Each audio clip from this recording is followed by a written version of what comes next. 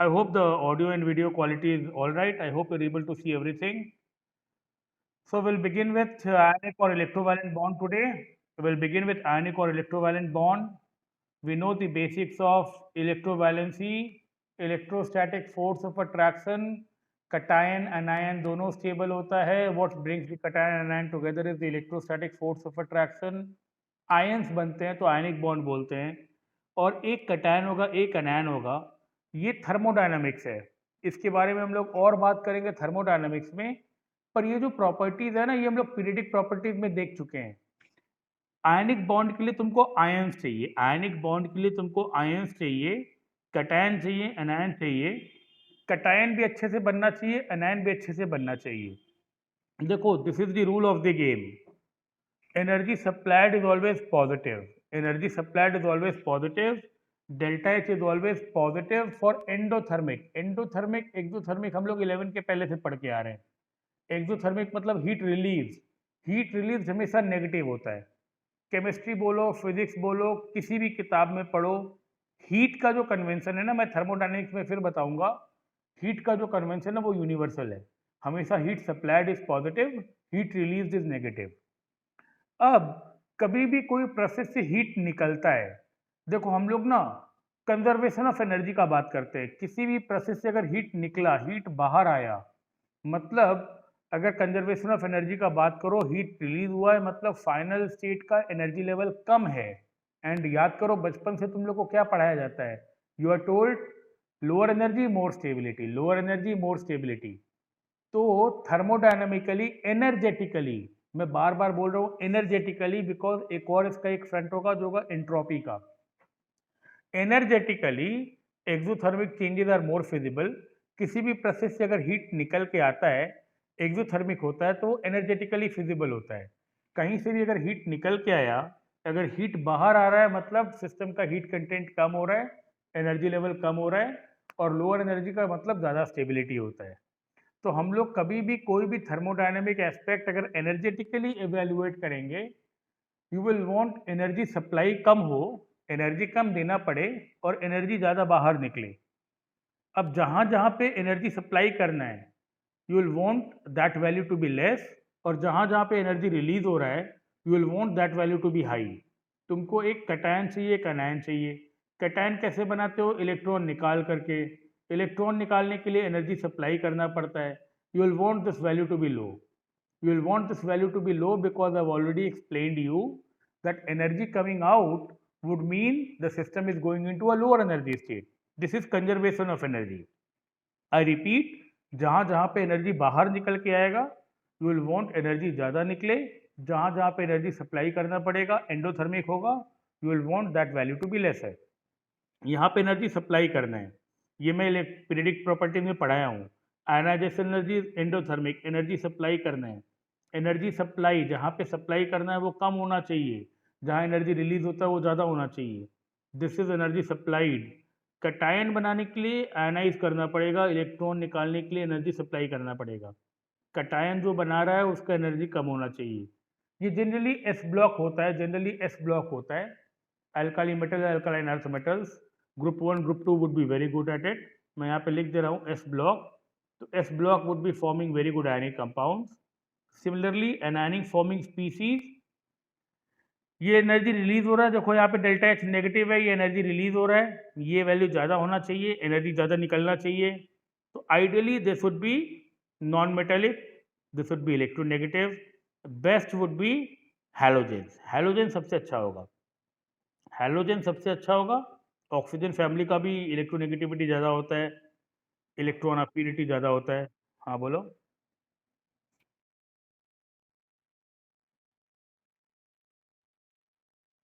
वही बात है ना, वही बात है. ऐसा कॉन्फ़िगरेशन होगा जहाँ पे जल्दी छोड़ना चाहेगा, जैसे एक इलेक्ट्रॉन है या दो इलेक्ट्रॉन है. या ऐसा कॉन्फ़िगरेशन होगा या जल्दी लेना चाहेगा, 6 इलेक्ट्रॉन है या 7 इलेक्ट्रॉन है. तो ग्रुप 1 ग्रुप 2 ग्रुप, ये ऑक्सीजन फैमिली या हेलोजन फैमिली, ग्रुप 1 ग्रुप 2 जल्दी इलेक्ट्रॉन छोड़ देगा, ऑक्सीजन फैमिली हेलोजन जल्दी इलेक्ट्रॉन ले लेगा. अब हम लोग ना जब भी कहीं पर एनर्जी होता है, वैल्यू होता है, नंबर्स होता है, मैग्नीट्यूड होता है, जहाँ पर भी एनर्जी होता है, these are real values. Energy है, नंबर्स है, joule per mole, electron volt per mole, you are happy with the numbers. Mathematically जहाँ पर भी जो अंडरस्टैंडिंग होता है ना, दैट इज मोर कॉन्क्रीट। कहीं पर नंबर्स आता है, then the understanding is more authentic. तो कटायन का आयनाइजेशन एनर्जी कम होना चाहिए, अनायन का इलेक्ट्रॉन एफिनिटी ज़्यादा होना चाहिए। ये कटायन बनने में कम एनर्जी ले, ये अनायन बनने में ज़्यादा एनर्जी रिलीज करे। फिर ये हम लोग पढ़े थे फजांस रूल के टाइम में, 100% कोवैलेंसी आयनिक कैरेक्टर कुछ नहीं होता है, 100% कुछ नहीं होता है। जितना डिफरेंस होगा, जितना डाइपोल मोमेंट होगा, उतना पॉजिटिव नेगेटिव का डिफाइंड पोलैरिटी होगा, उतना ज़्यादा डाइपोल होगा। तो इलेक्ट्रोनेगेटिविटी का डिफरेंस ज़्यादा होने से आयनिक कैरेक्टर ज़्यादा होता है। ये जो लाइन खींचा हुआ है, ये मेरे घर का एक बच्चा जब मैं लिख रहा था तो एक पेन लेकर के मेरी भतीजी ये लाइन खींच दी, you expect the teacher not to do this. तो the good thing is it's still readable, it's readable. Lattice energy एक नया टर्म हम लोग सीख रहे हैं। हाँ ना बोलते रहो। लैटिस एनर्जी, तुम भी कभी मेरे को कोई नोट्स भेजोगे, कोई सोल्यूशन भेजोगे, कोई नोट्स भेजोगे और बोलोगे सर मेरे घर में कोई बच्चा है वैसे लाइन खींच के इसको खराब कर दिया, I excuse you for that, because मेरे घर में भी बच्चा है जो ऐसे लाइन खींच देता है, मैं कुछ नहीं बोलता हूँ उसको। बच्चा यार उतना तो करेगा ही। तो क्या क्या क्या क्या?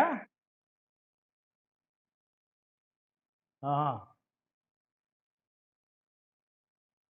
हाँ, ये असल में जानते हो, ये मतलब you should be thankful to that girl as well. मेरा जो स्टेटस है, मेरे भाई की बेटी जो है ब्लू ड्रेस पहनी है कल, वो ये खींची। आई वॉज वेरी हैप्पी कि वो बदमाशी कर रही है। I would never be angry about it. Lattice energy का बात करते हैं, सुनो बच्चे लोग। लैटिस एनर्जी क्या होता है? लैटिस का मतलब होता है क्रिस्टलाइन लैटिस, जो मैं केमिकल बॉन्डिंग का क्लास 1 में बताता हूँ कि कटायन और एनायन दोनों हैप्पी है। Na+ याद है, बताया था हैप्पी है बिकॉज उसका ऑक्टेट कंप्लीट है। Cl- इज हैप्पी बिकॉज उसका ऑक्टेट कंप्लीट है।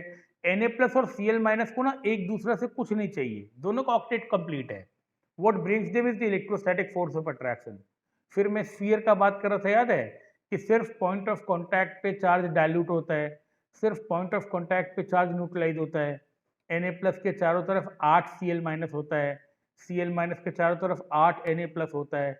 It's a cluster of particles, it's an array of particles. Now that cluster of particles or array of particles, that crystalline structure for one mole, suppose for NaCl,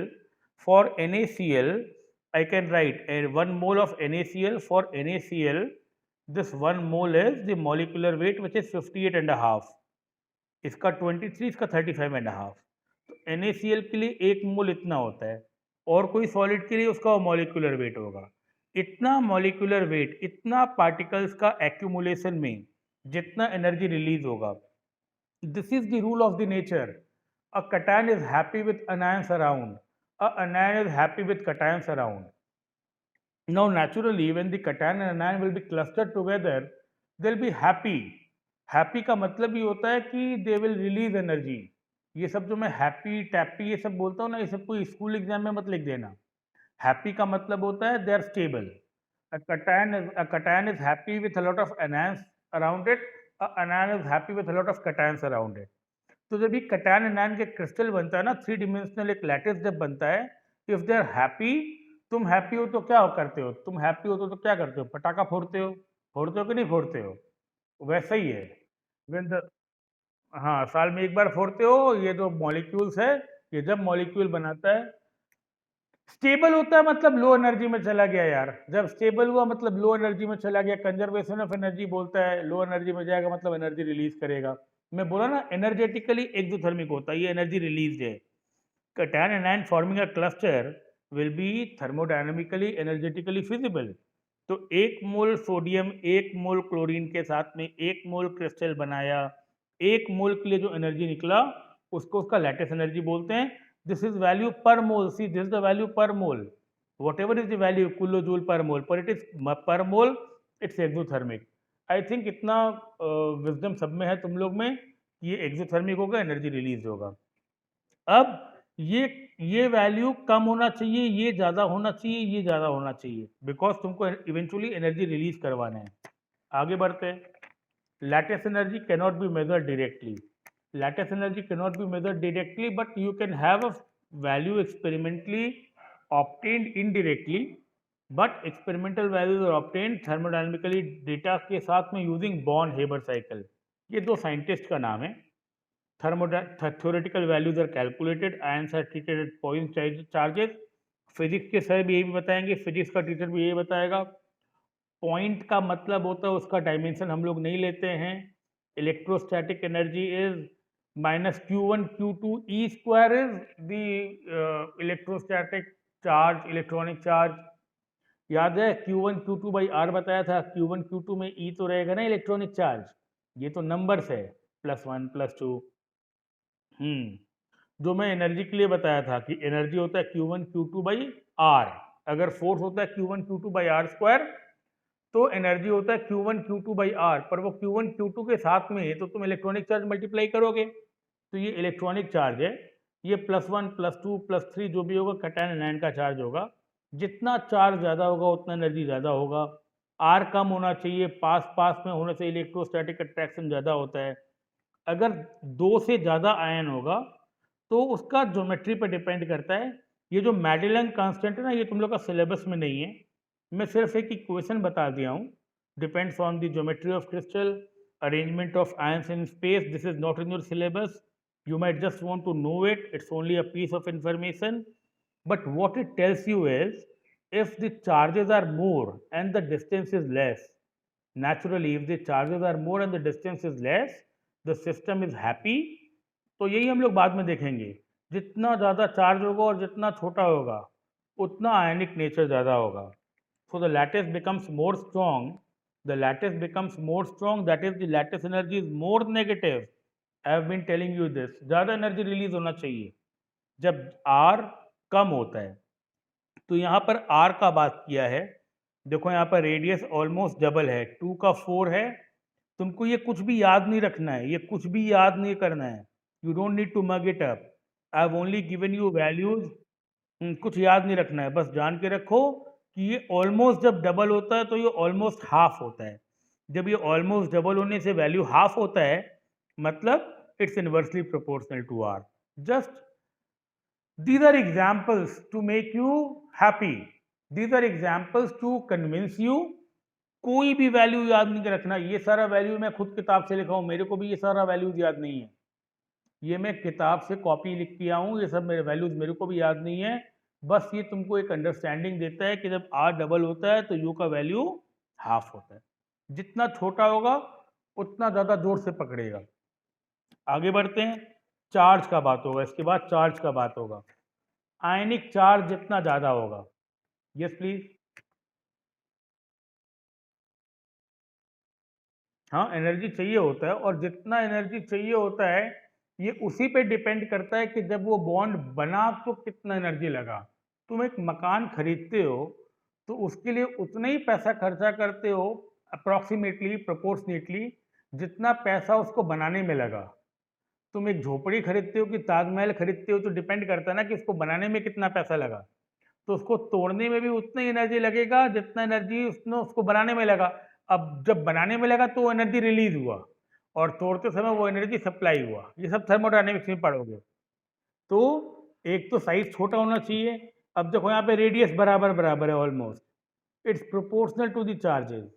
जब charge 4 times हुआ, कैसे 4 times हुआ, ये भी double हुआ, ये भी double हुआ, ये +1 ये +2, ये -1 ये -2।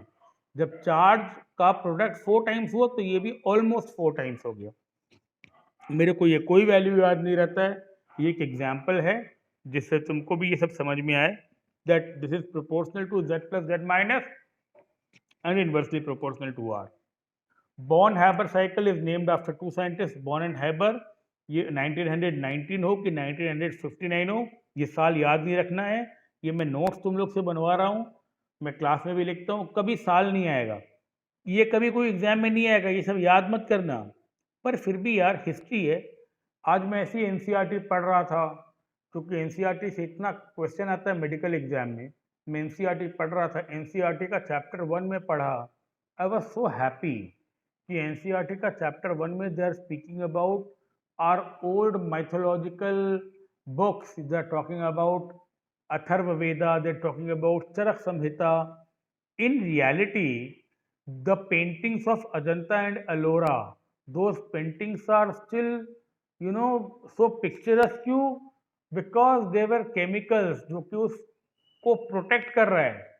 मतलब दिल्ली में जो वो है ना लोहे का एक बड़ा सा पिलर है, iron pillar, hundreds and hundreds and thousands of years ago, people knew that if you have pure iron, it will not rust. Rusting is only because if there is some chemical impurity.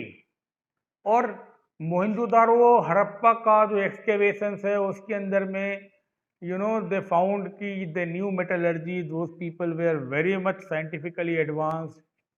So I was very happy to read those books, those pages of NCERT where they are talking about our history. And only because I want to speak a little bit about history, I write these year and all. इसको याद नहीं रखना है. Hess law, overall energy change depends only on the initial and final state. कुछ नहीं आता है, कोई नहीं पूछता कभी कौन सा साल में क्या हुआ, कभी कुछ नहीं पूछते. सिर्फ ये सब मैं ऐसे ही लिख देता हूँ क्रोनोलॉजिकली.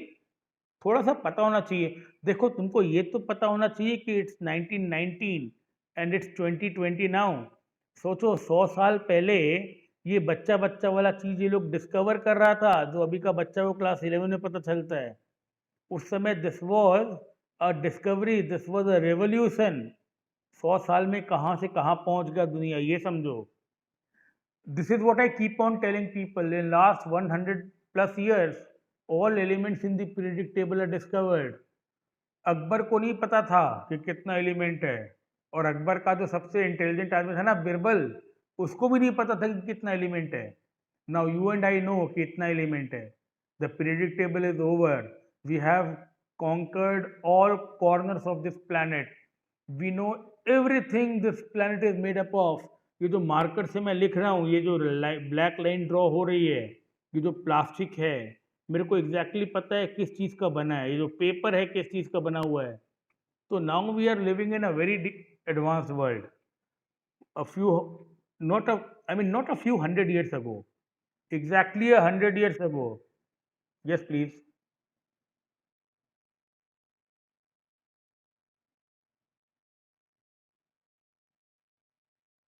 नहीं नहीं नहीं नहीं, ये लास्ट लास्ट 110-20 years में जो हुआ है ना, that has been remarkable. That has been remarkable. Now the periodic table is complete. You know about all the elements.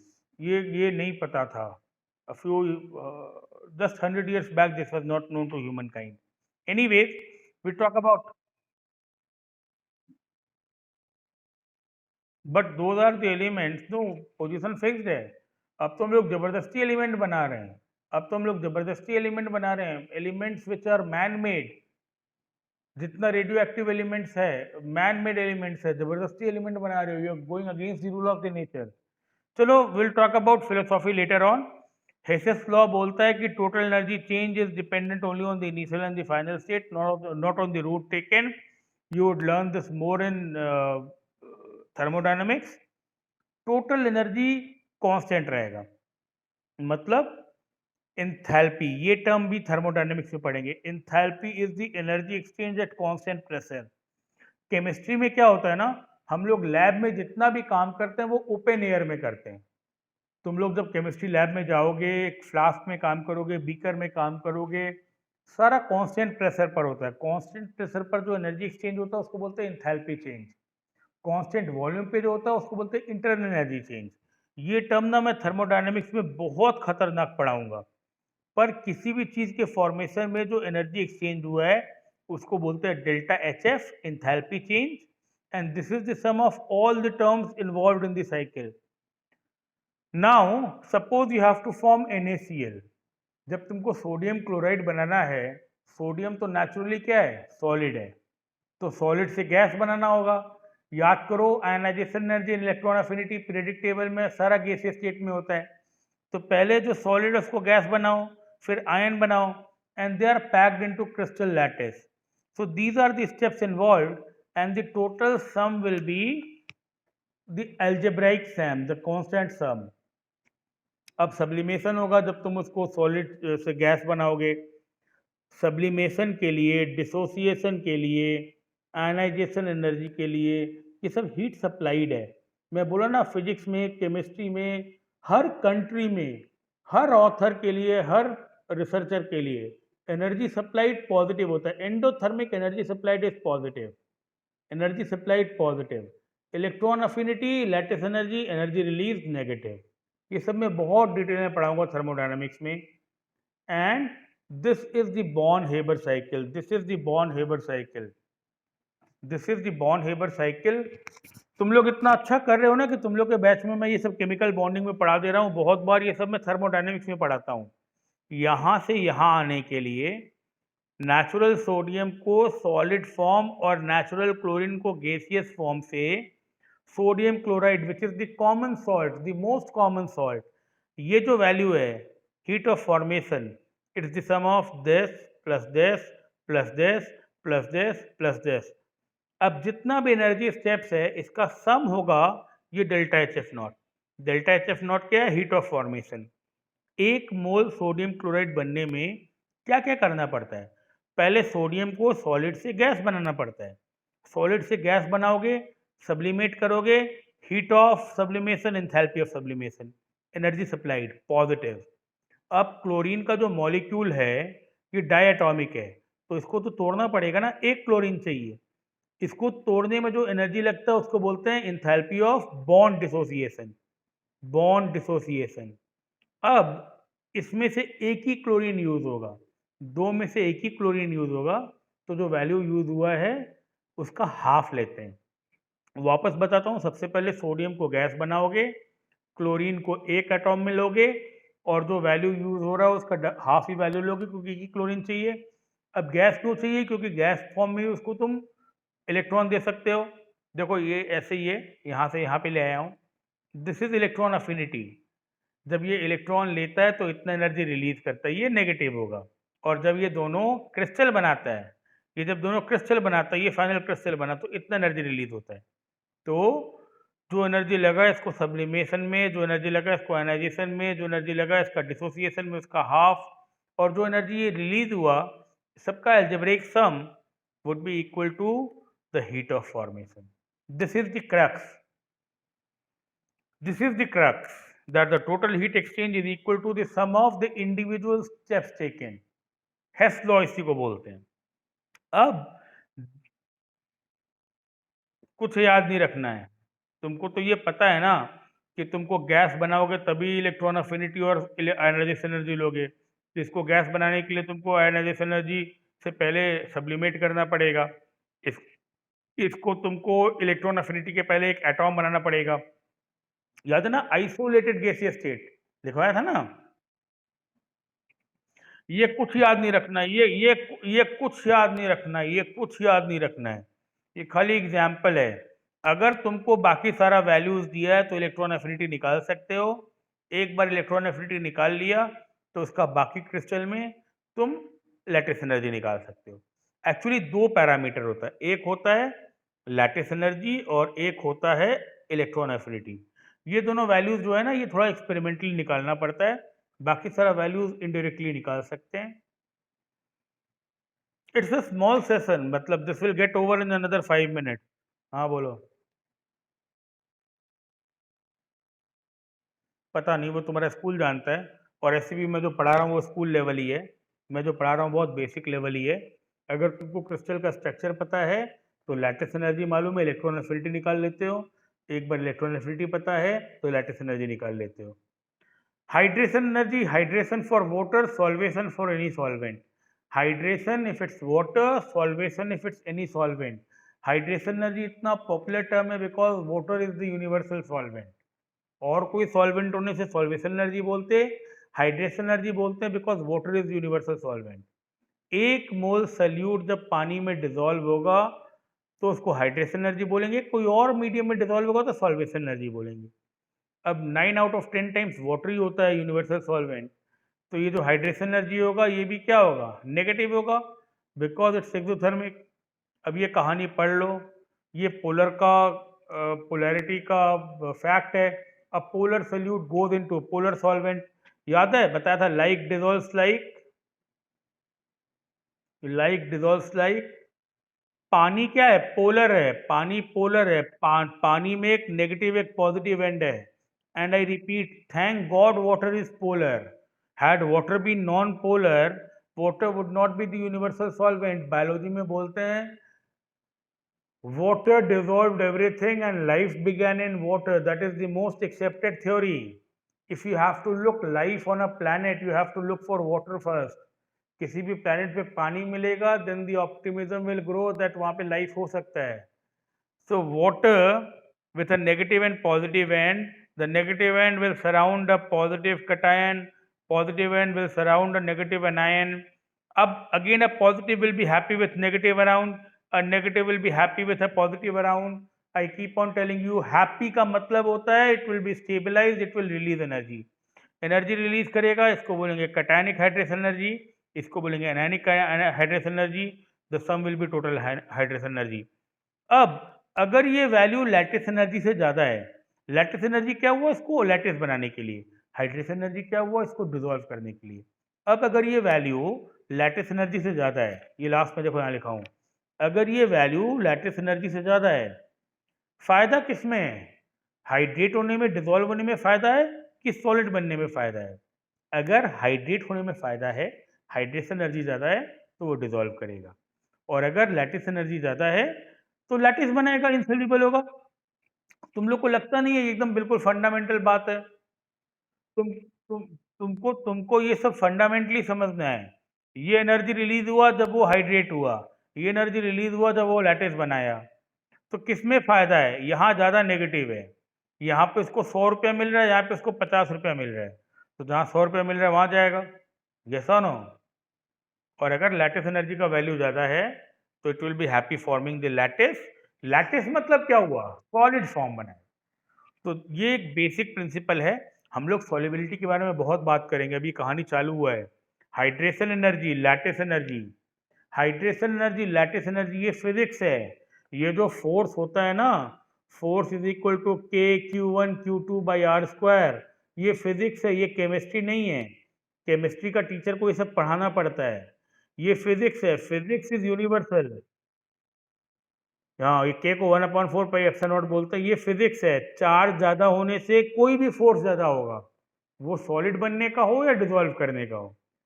तो हाइड्रेशन एनर्जी हो या लैटिस एनर्जी हो, पहले चार्ज पे डिपेंड करेगा।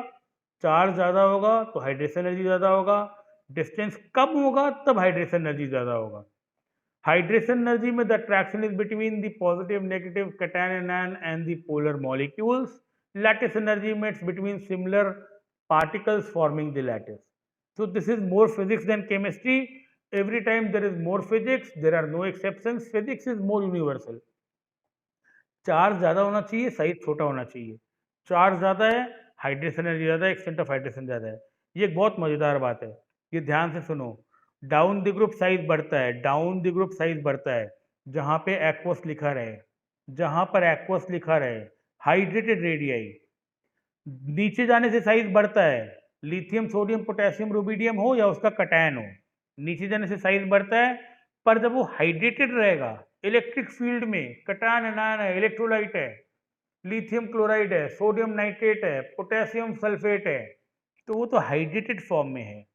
अब जितना छोटा होता है उतना उसका चार्ज डेंसिटी ज़्यादा होता है, ये मैं पहले बताया हूँ। सबका चार्ज बराबर है, हमेशा पहले चार्ज देखना, पहले चार्ज देखना, बाद में साइज देखना। जब चार्ज बराबर है तो जितना छोटा है उतना चार्ज डेंसिटी ज़्यादा है, जितना छोटा है चार्ज डेंसिटी ज़्यादा है उतना वाटर का मॉलिक्यूल इसको हाइड्रेट करेगा, छोटा का हाइड्रेशन एनर्जी ज़्यादा होगा, हाइड्रेटेड रेडिएट ज़्यादा होगा, ज़्यादा एनर्जी रिलीज करेगा, और जब ज़्यादा हाइड्रेटेड होगा तो ज़्यादा भारी होगा। मैं बोलता हूँ, hydrated radii is the distance between the centre of that atom to the outer most water layer. ज़्यादा हाइड्रेशन का मतलब ज़्यादा पानी का लेयर इसको कोऑर्डिनेट करेगा, इसको सराउंड करेगा। तो जितना ज़्यादा हाइड्रेटेड रेडियाई होगा, जितना भारी होगा, उतना इलेक्ट्रिक फील्ड में धीरे मूव करेगा। ये ना फंडामेंटली समझो, ऐसे समझो कि पूरा 11-12 तुमको याद रहे। जब मैं 12 में इलेक्ट्रोकेमिस्ट्री पढ़ाता हूँ, देखो 12 का एक दो बच्चा यहाँ पर है, I think Giriraj is here. If there is someone else, he or she would want to, prompt me. Anyone from class 12 right now or 12 pass?